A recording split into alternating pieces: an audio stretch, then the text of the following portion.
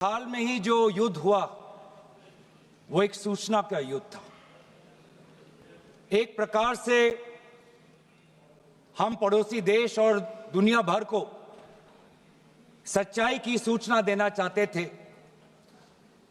और कुछ ऐसे ताकत थे, ऐसी शक्तियां थी जो भ्रम का सूचना सारे देश में, सारे दुनिया में फैला रहे थे। और इसीलिए इस चर्चा का विशेष मांग ये है कि आज सच्चाई सदन में आनी चाहिए। सच्चाई पहलगाम की आनी चाहिए, सच्चाई ऑपरेशन सिंदूर की आनी चाहिए, सच्चाई विदेश नीति की आनी चाहिए। और यही आज हमने सूचना का जो युद्ध की जो बात हम कर रहे हैं वो आज हमने आदरणीय राजनाथ सिंह के भाषण में सुना। बहुत से सूचनाएं दी उन्होंने, बहुत से जानकारी दी, लेकिन रक्षा मंत्री होने के नाते ये नहीं कहा कि पहलगाम में दहशतगर्द कैसे आए। ये नहीं कहा कि बेसारन में जहां पर 1000 लोग जाते हैं, खुशियां मनाते हैं, कैसे 5 दहशतगर्द वहां पर जाकर 26 लोगों की गोलियों से छलनी करते हैं। ये बात, ये सूचना रक्षा मंत्री ने नहीं दी। यही है सूचना का युद्ध कि इतनी जानकारी देते हैं कि कभी कभी सवाल पूछना भी भूल जाते हैं। और आज ये है हमारे विपक्ष का कर्तव्य कि हम सवाल पूछेंगे देश हित में, राष्ट्र हित में। आज देश ये जानना चाहता है कि वो 5 दहशतगर्द कैसे घुसे और उन दहशतगर्दों का भी मकसद था। पाकिस्तान से आए हुए वो दहशतगर्दों का क्या मकसद था? उनका मकसद था कि जम्मू कश्मीर की अर्थव्यवस्था को तनाव करना, विनाश करना। उनका मकसद था कि भारत देश में एक सांप्रदायिक वातावरण का जन्म देना। उनका मकसद यह था कि भारत और पाकिस्तान का एक हाइफिनेशन होना, यह था उनका मकसद। लेकिन सर, मुझे दुख है कि आज राजनाथ सिंह जी ने सैनिकों की बात तो की, लेकिन जो हमारे भारत की जो आवाम है, जो जनता है, जो उन्होंने पाकिस्तान के दहशतगर्दों का पूरी जो मंशा है उस पर उन्होंने पूरा नकारा। और हम एकजुट रहे, हम मुझे भारतीय होने का गर्व है।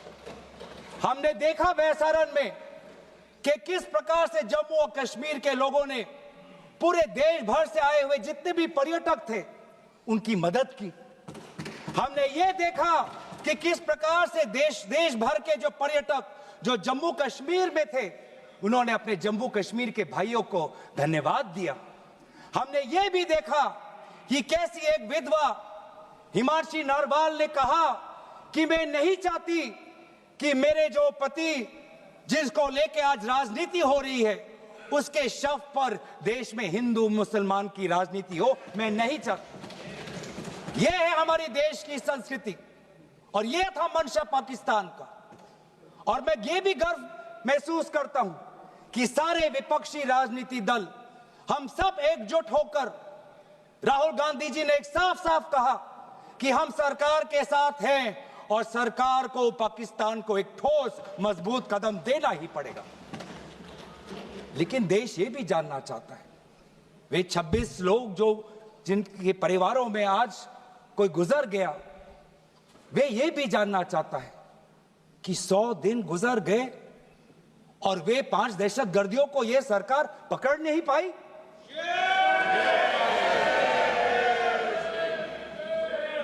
देश के वो लोग ये भी जानना चाहते हैं कि ये जो 5 दहशतगर्दे थे, दहशतगर्दी जो आए टेररिस्ट, निश्चय इनको किसी ने पनाह दी, निश्चय इनको किसी ने जानकारी दी, निश्चय ये पूरा जो 1 घंटा का जो उन्होंने गोला बारूदी की उसके बाद ये फरार हो गए।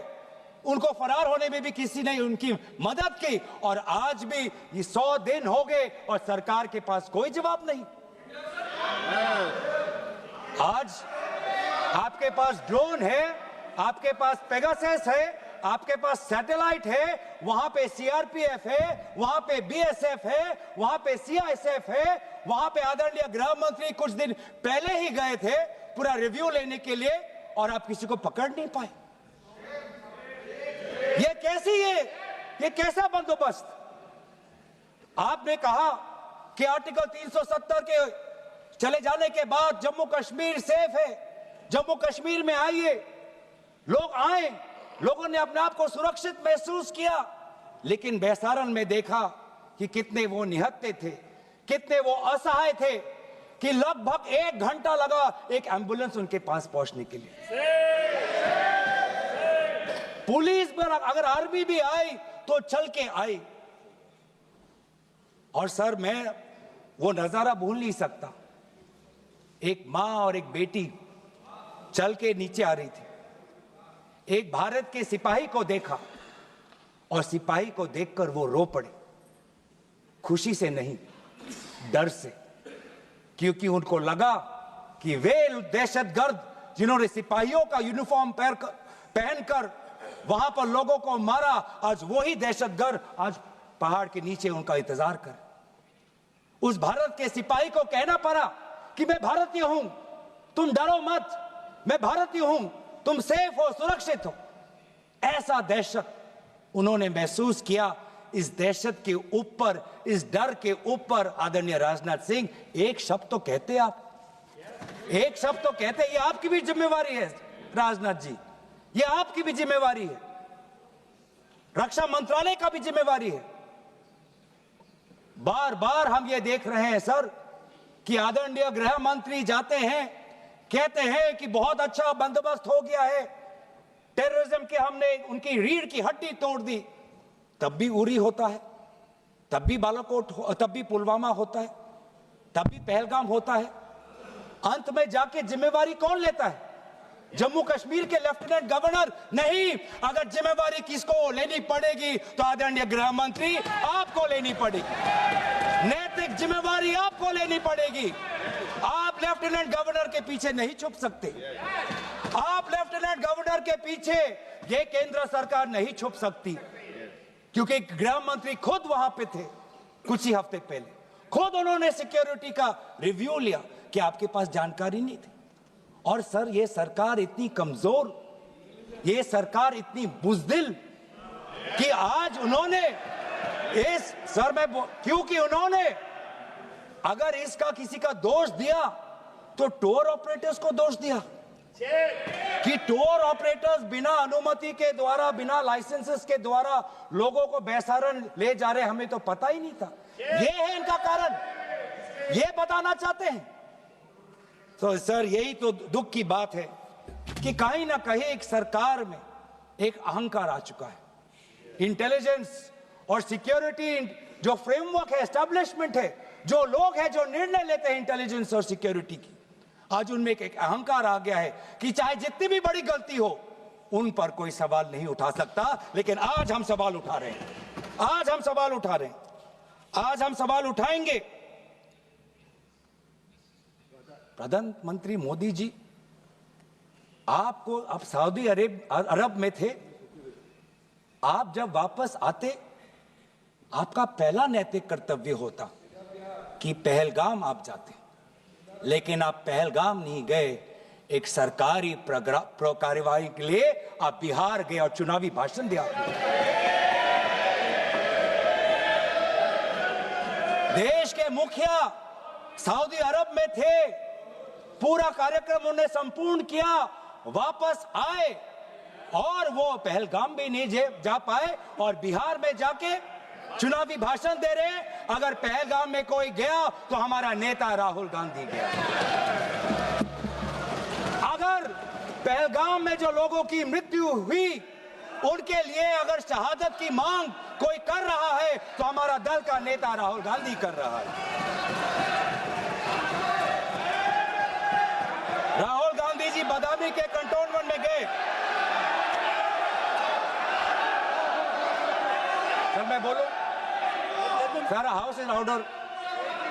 सर हाउस इन ऑर्डर में लाइए। Sir house is not in order. Order में रहेगा सर टाइम लेकिन आप तथ्यों पे बोले, गलत सूचनाएं नहीं दे सदन में, गलत सूचनाएं नहीं मत दे। हम बोले इसके ऑर्डर में लाइए सर। कोई सदन में गलत तथ्य नहीं रख सकते आप। सर मैं बोलूं सर कैमरा आएगा मेरे पे। धन्यवाद। आदरणीय अध्यक्ष महोदय, अब बात आती है ऑपरेशन सिंदूर की। आज मैं राजनाथ सिंह जी का भाषण सुन रहा था। मुझे पता नहीं चल रहा था कि राजनाथ सिंह जी जो भाषण दे रहे थे वो किस समय का उजागर कर रहे थे।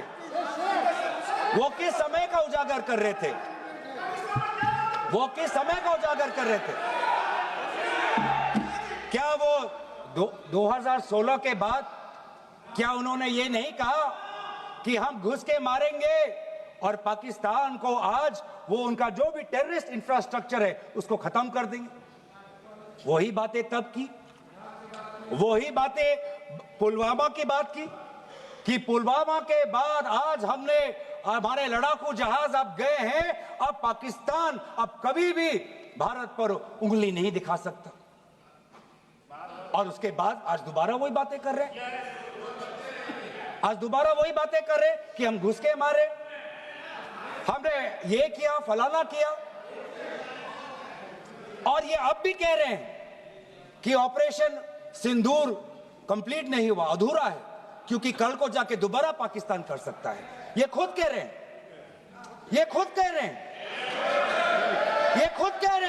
कि इसके पश्चात भी पाकिस्तान कल को जाके कर सकता है। तो ये जो सफल कैसे हुआ? फिर क्या सफल हुआ? आज ये खुद कह रहे हैं कि हमारा मकसद युद्ध का नहीं था। हम पूछना चाहते क्यों नहीं था, होना चाहिए था। आज उन्होंने खुद कहा कि हमारा मकसद जमीन लेने का नहीं था। क्यों नहीं था? पाकिस्तान ऑक्यूपाइड कश्मीर अगर आज नहीं लेंगे तो कब लेंगे? ये उन्होंने खुद कहा कि हमारा मकसद था टेररिस्ट के इंफ्रास्ट्रक्चर पर आक्रमण करना। तो क्या हमने उरी के समय नहीं किया? क्या हमने पुलवामा के समय नहीं किया? लेकिन उसके पश्चात भी पाकिस्तान का इतना साहस कि आज उन्होंने पहलगाम में जो पिछले 20 वर्षों में हमारे भारतीय नागरिकों पर सबसे दर्दनाक अगर हमला हुआ है तो आपके समय पे हुआ है। आपके समय में उरी हुआ, आपके समय में पुलवामा हुआ और आपके समय में आज पहलगाम हुआ रहा। कुछ बातों का उजागर किया, कुछ किताबों का भी उजागर किया। ये नई प्रक्रिया है सर। हर चर्चा में आदरणीय भाजपा के नेता एक किताब उठा लेते हैं, जानकारी दे रहे थे। हमें नहीं सर, ब्लूमबर्ग को क्या जानकारी दिया, मैं पूरा पढ़ लेता हूं without editing. What is important, क्या जरूरी, हिंदी में अनुवाद करने की कोशिश भी करता हूं, मत करो। क्या ये जरूरी नहीं कि जेट गिरे, पर क्यों गिरे, क्या गलतियां हुई, वो महत्वपूर्ण है। संख्या महत्वपूर्ण नहीं सर। 35 ही राफेल है देश में, 35 ही राफेल है। अगर उनमें से कुछ गिरे भी तो देखिए सर, मुझे तो लगता है कि बहुत बड़ी क्षति हुई। 35 राफेल, अगर कुछ उनमें से भी अगर कुछ गिरे तो मुझे लगता है कि जरूरी है, क्योंकि आपको लगता है कि 35 राफेल काफी है, तो अगर कुछ गिरे तो वो भी जरूरी है। और उन्होंने उसके बाद ये कहा कि ये बात अच्छी है कि हमने अपनी गलतियों को समझा, उसको सुधरा, और 2 दिन बाद हमने अपने जेट को उड़ाए और दूर से हमने आक्रमण किया। सर ये मैं थोड़ी जानकारी चाहूंगा।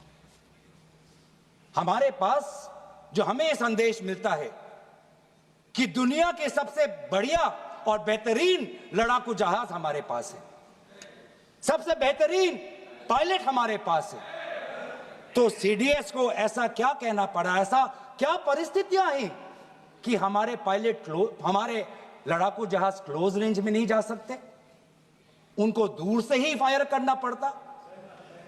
ये क्या है? ये क्या ये क्या पाबंदी है? ऐसी ये क्या पाबंदी है कि सीडीएस को ये कह रहे हैं कि हमारे लड़ाकू जहाज ने पहले दिन गलतियां की, गलतियां हमने सुधारी और दूर से हमने आक्रमण किया? क्या हम पास से नहीं कर सकते? ये जानकारी हमें दे। हम ये जानना चाहते हैं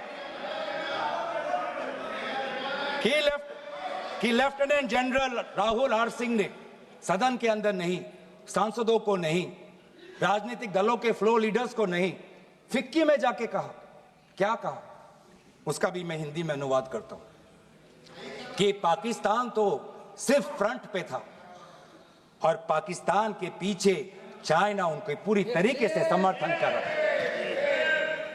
ऐसी कोई आश्चर्य की बात नहीं होनी चाहिए, क्योंकि पिछले 5 वर्षों में लगभग 80% मिलिट्री हार्डवेयर पाकिस्तान को सब पूरा चाइना से मिल रहा है।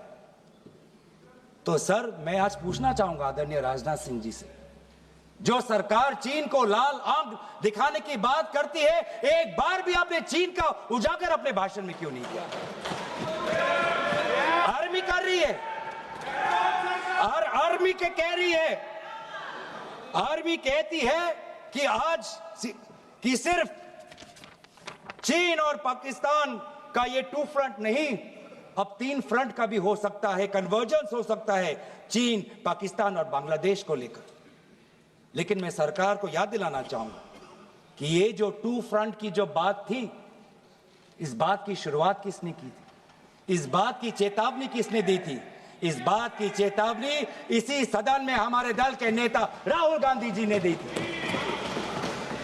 और यही हम जानना चाहते हैं, यही हम जानना चाहते हैं कि आज जो युद्ध हुआ, इसमें पाकिस्तान को चीन से कितना समर्थन मिल रहा है। हम सेना से नहीं, आज हम आदरणीय राजनाथ सिंह जी से और प्रधानमंत्री मोदी जी से जानना चाहते हैं।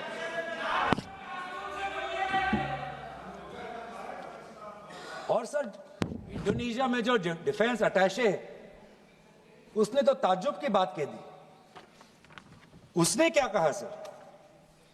India defence attache group captain Shiv Kumar ने, हिंदी में दोबारा अनुवाद करता हूं, कि भारत ने लड़ाकू जहाज खोए तो खोए इसलिए क्योंकि कुछ मिलिट्री टारगेट्स पर आक्रमण करने पर पाबंदी थी। क्यों? क्या पाबंदी थी? ऐसे क्या ये राजनीतिक कंस्ट्रेंट्स थे? आपने कहा कि 9 टारगेट पे हमने आक्रमण किया, लेकिन हमें यह भी सूत्रों से जानकारी और मीडिया में आया है, और लेफ्टिनेंट जनरल राहुल सिंह ने खुद कहा कि पहले 21 टारगेट्स चुने गए थे और 21 से फिर 9 हुए। क्यों हुए? क्यों हुए? आज मैं ये जानना चाहता हूं कि पिछले 20 वर्ष में सबसे घातक आक्रमण हमारे महिलाओं पर हुआ, हमारे बच्चों पर हुआ, भारत के आत्मा पर हुई। हमने सबने वो दहशत को अनुभव किया, हम सब एकजुट हुए, हमने पूरी तरीके से समर्थन प्रधानमंत्री मोदी जी को दी कि अब जाइए। और ऐसा एक माहौल बन चुका था कि देश किसी भी कीमत चुकाने के लिए तैयार था। पूरा देश प्रधानमंत्री मोदी जी के साथ था, विपक्ष प्रधानमंत्री मोदी जी के साथ था। और अचानक 10 मई के दिन पे हमारे राष्ट्रदूत कहते हैं कि हम पाकिस्तान पर हमला करेंगे, और शाम के 10 मई को सूचना आती है कि पाकिस्तान के साथ अब युद्ध पर हम परिणाम दे रहे हैं, सीज फायर हो गया। क्यों? क्यों हुआ? हम आदरणीय प्रधानमंत्री मोदी जी से जानना चाहते थे, अगर पाकिस्तान वाकई में अपने घुटने टिकने के लिए तैयार था तो आपने क्यों रुका? आप क्यों रुके? और किसके सामने आप झुके? किसके सामने आपने सरेंडर किया? किसके सामने आपने सरेंडर किया? वो अमेरिका के राष्ट्रपति जो 26 बार आज कह चुके हैं कि व्यापार को लेकर उन्होंने भारत और पाकिस्तान को सतर्क किया और दोनों को मजबूर किया कि वो इस जंग को छोड़े।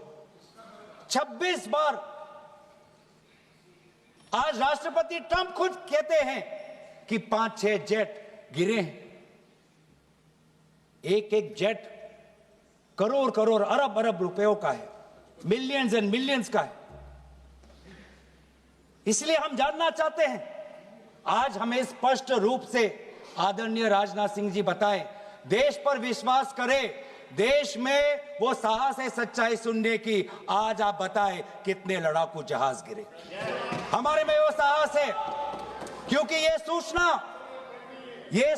ये सच्चाई सिर्फ देश के नागरिकों के लिए नहीं, ये सूचना, ये सच्चाई हमें देश के जवानों को भी देना है। आज उनसे भी झूठ कहा जा रहा है, उनके बीच में भी भ्रम फैलाया जा रहा है।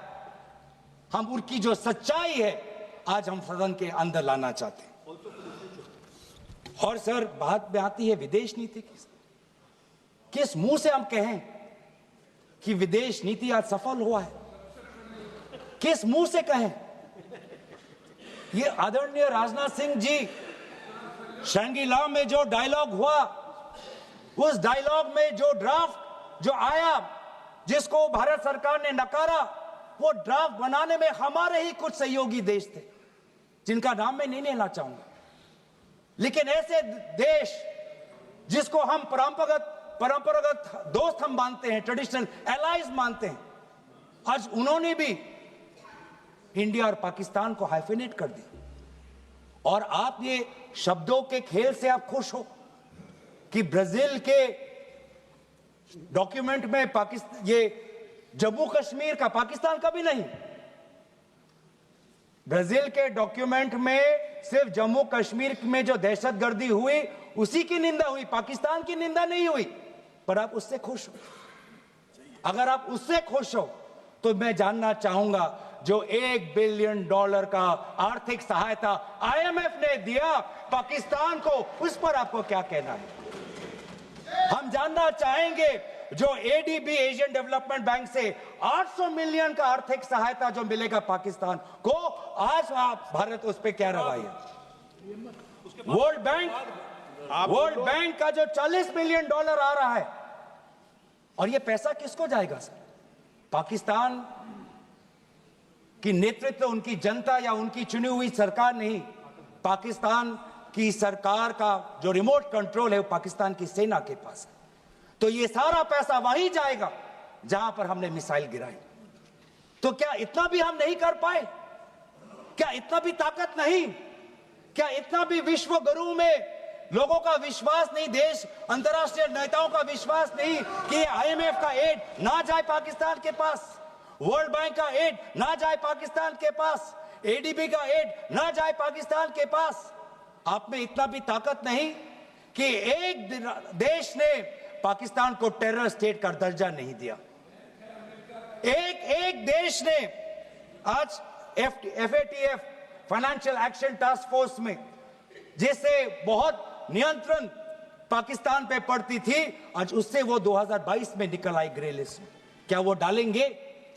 तो इसीलिए आज हम ये मांग करते हैं कि सरकार, अब डरिए मत, सच्चाई से डरिए मत। उस दिन भी देश सरकार के साथ दहशतगर्दी के खिलाफ खड़ा था, विपक्षी दल सरकार के साथ खड़े हैं, और आज भी दहशतगर्दी के खिलाफ सच्चाई के पक्ष में देश और विपक्ष आज सरकार के साथ।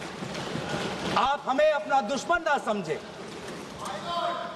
हम सरकार के दुश्मन नहीं हैं, हम अपने देश के पक्ष में बोल रहे हैं, जवानों के पक्ष में बोल रहे हैं। पर आप हमें कृपया सच्चाई देने का हमें वो सम्मान दीजिए। सच्चाई सुनने का अधिकार हमारा है, और जितने बार आप झूठ और भ्रम फैलाएंगे, हम उतनी बार आपको पूछते जाएंगे कि आपने क्या किया। और इसीलिए आज मैं खड़ा हूं। अपेक्षा बहुत की थी कि पहलगाम का उजागर होगा, आदरणीय गृह मंत्री नैतिक जिम्मेवारी लेंगे, राष्ट्रीय सुरक्षा सलाहकार नैतिक जिम्मेवारी लेंगे, और प्रधानमंत्री मोदी जी कहेंगे क्यों उन्होंने ऑपरेशन सिंदूर जो अंतिम अंजाम था, हमें तो मीडिया में सुनते हुए ऐसा लगा कि हम कराची में उठेंगे। मीडिया में सुन, हमारे भारत की मीडिया जो जिनको सूचना आपसे ही मिलती है, उनका सुनने में लगा कि आज तो हम फतह करके ही रहेंगे, लेकिन पता चला कि नहीं, कहीं ना कहीं हमारे पैर डगमगा गए और जो अंतिम परिणाम था उससे पीछे हम हट गए। हमें पीछे नहीं हटना, हमें आगे बढ़ना है सच्चाई के साथ, लोकतंत्र के पक्ष में। इन्हीं बातों के साथ मैं अपना पक्ष समाप्त करता हूं।